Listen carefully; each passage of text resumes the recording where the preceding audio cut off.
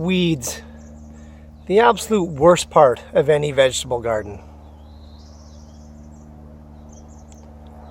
Or could they be the best part?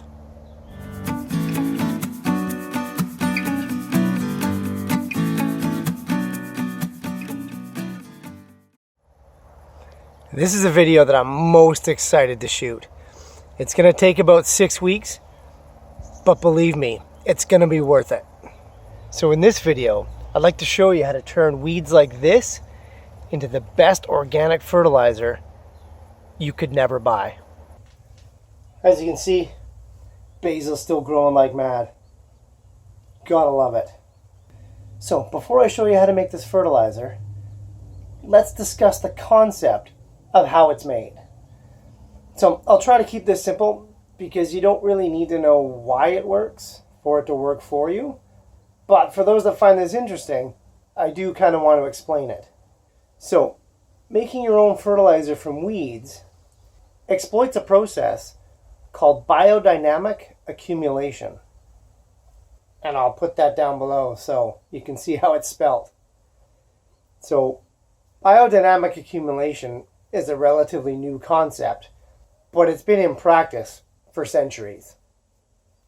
So the theory is, and to me it's not a theory, to me it's fact, is that weeds are some of the most adept plants at pulling nutrients out of the soil and out of soils and areas that's very hard for other plants to do that. That's why weeds grow there first. That's why they're colonizers. That's why they take over. Weeds are very vigorous plants and they can grab nutrients where other plants can't. And so we can use this to our benefit. We can grab the leaves of these weeds, ferment them, and extract all those minerals and nutrients and micronutrients that simply aren't available to our growing vegetables. And so instead of using a chemical fertilizer that really only focuses on 3 macronutrients, your NPK, your nitrogen, phosphorus, potassium, you can make a nutrient solution that is so full of trace elements and micronutrients that not only will your vegetables grow better, but when you eat them, you will also take in all those micronutrients and trace elements that the average person today is completely deficient in. So any kind of weeds will work. They all work. I like to use a variety of weeds so that I get different nutrient profiles so that my overall solution covers everything. And you can use any green plant matter you have. You could even use, your old tomato plant leaves or pea leaves or, any of those fast growing things. I use carrot tops. Crush up some zucchini leaves when you prune your zucchinis. You can pretty much use anything. But weeds are the most effective. And they're the most effective because, like we mentioned, they're the most adept at grabbing the nutrients that other plants can't. And so there's a few species of plants that the pioneers of this method really recommend. And the top 2 that I've found in my research are comfrey and dandelions. And those are very abundant in most gardens. So now that we know the concept of how it works and why it works, let's get into the methodology and get this fertilizer going. So to get started, you only need 2 things. Pair of scissors to cut the weeds, and a bucket with a lid. That's it. Let's go collect some weeds. So in my garden, you don't have to go very far to get some weeds. Right outside the door of the greenhouse here, this is a fairly new Fresca strawberry bed. It's a variety that actually grew from seed, which now I'll never do again, but I really, really wanted this variety. So it's neat because it's got pink flowers. Now most of my strawberry plants are white or a cream color, so very, very. Oh, there's one right there. Sorry, guys. Oh, wow, don't fall. Look at that guy. Come on. Boop. Well, I squished it a bit, but it's going to be tasty. Woohoo! Okay, so here is a bunch of weeds right here.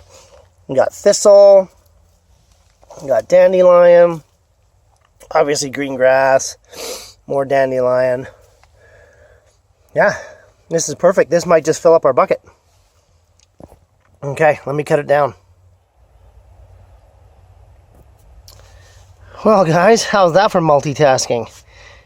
Got rid of the weeds, got a bucket full of them. So, let's head over to the next step. Okay, got a few more weeds along the way. And you can never walk 2 feet without weeding. So weird. You know, the beds don't really get weeds, but the pathways do. So, probably got to use more wood chips. Anyway, so the next step is you just add water. Fill this container right up to the brim with just regular water. Rainwater is best, but it's been pretty dry lately, so all we have is tap water.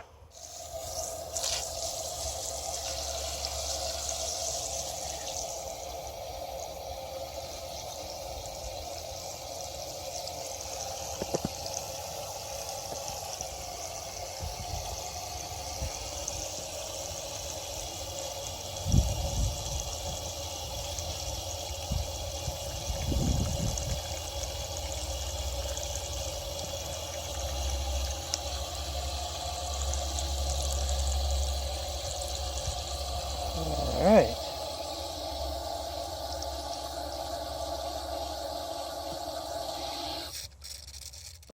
Okay, all full of water.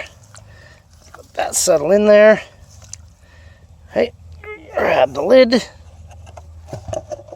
it all stuck.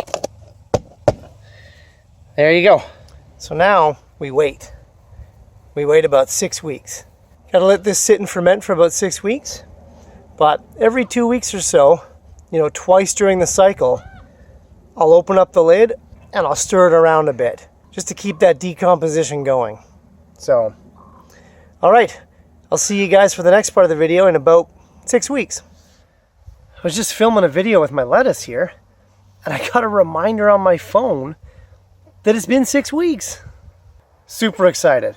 Let's stop this video and go check out the fertilizer. Okay guys, so like I said, it's been 6 weeks. I got the bucket here. I stirred it at week 2 and I stirred it again at week 4. Just got a stick and sort of mashed it around. Should be good to go. So for this stage of the process, we need 2 more items. We need a strainer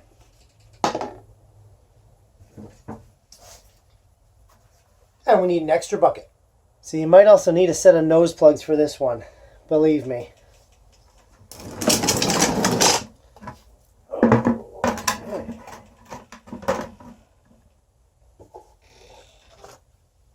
Whew.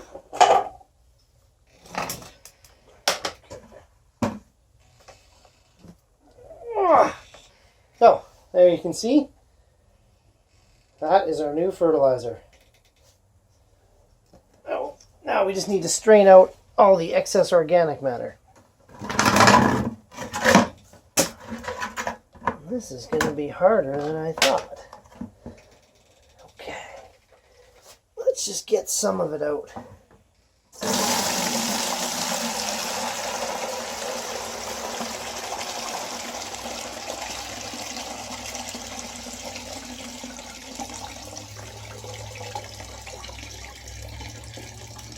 Wow.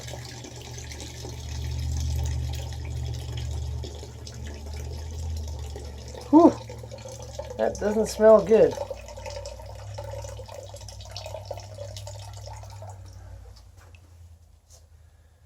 Okay, okay. Oh, would you look at that. There we go. So now we come to the application. You know, you could put this stuff straight on your garden. It's pretty benign. It's safe to do so. I personally cut this in half with just regular water. So I use it at half strength. I also have another application that I use it for. I use it for folio feeding. That is, I put it in spray bottles and I spray it on the leaves of my plants. And I'll get to folio feeding in another video, but just quickly here, for that application, I only use it a quarter strength. So I cut it in half with water, and then I cut it in half again. So for the regular concentration, because I always have a shortage of buckets, and I need the buckets to get the next round of fertilizers, I've always got fertilizers going because I've always got weeds to get rid of. So what I do with the concentrated solution is I put it in these containers. You know, pop bottles, Gatorade bottles, whatever you got. I put it in these guys, and then it's an easy application, you know, for putting in a watering can or into your irrigation system. Yeah, it's a known volume. Very, very easy to work with. So that's it. That's how you make your very own organic fertilizer. The resulting growth that you get from this stuff is unbelievable. It's like no other commercial fertilizer. You know, the commercial fertilizers, much like most of our soils in North America, are so deficient in micronutrients and trace elements that there's really little point to use them at all. This stuff here, coupled with rock dust and other remineralization techniques for your garden, will result in the most nutritious vegetables grown anywhere. It's so easy to do, and it's free. You're already weeding anyway. It's really a no-brainer. Biodynamic accumulation. Pretty cool word for a pretty cool product. Anyway, thanks for watching, guys. Click subscribe if you haven't already. As always, leave some questions or comments below. Let me know how your batch of fertilizer works out. I'll see you next time.